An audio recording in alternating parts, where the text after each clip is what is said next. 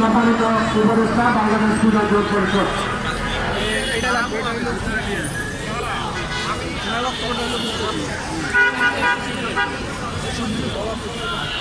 সম্মানিত সভাপতি জনপুরাণের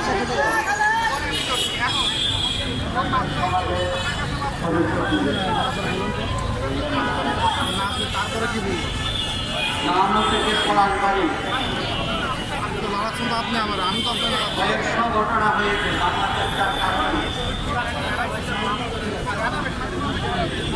একটি ঘটনারও আমরা সুবিচার পাই নাই। অন্যদিকে আমরা দেখেছি রাষ্ট্র এই সমস্ত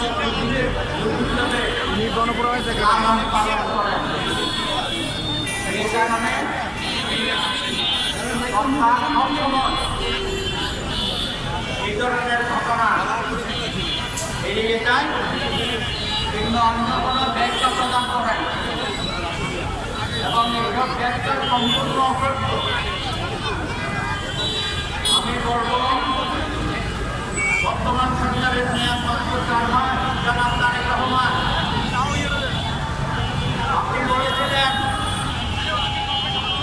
ভোটের তারিখ ঢোকানোর আগে আপনার যে অঙ্গীকার এই অঙ্গীকারে আপনি দ্রুততম সময়ে কাজ করে যাচ্ছেন। ইতিমধ্যে অনেকগুলো অঙ্গীকারে আপনি শুভ সূচনা করেছেন, কিন্তু আপনি একত্রিত দফায় বলেছিলেন বাংলাদেশ হবে একটা রন্ধন রাষ্ট্র, সকল সম্প্রদায়ের সকল ধর্মের হিন্দু মুসলিম বৌদ্ধ খ্রিস্টান আদিবাসী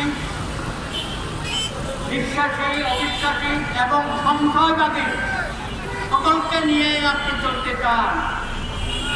আপনার সেই বক্তব্যকে ধারণ করে 12ই ফেব্রুয়ারির নির্বাচনে সনাতনী সমাজ আপনাকে উদার করে ভোট দিয়েছে ধানের শীষে।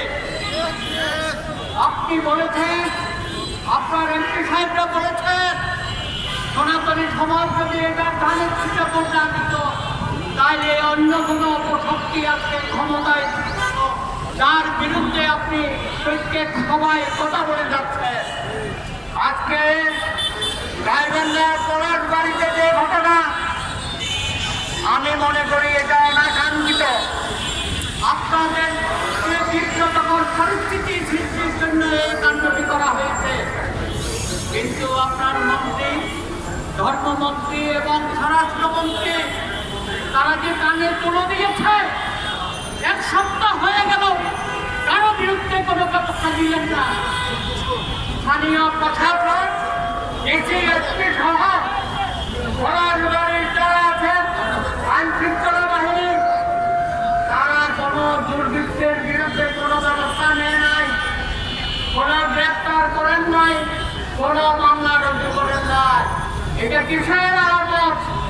বাংলাদেশে 55 বছর ধরে বিচারহীনতার যে অপসংস্কৃতি চলছে, এখনো পর্যন্ত আপনার চারপাশে সেই অপসংস্কৃতি চলছে, এটা আমরা মেনে নিতে পারি না।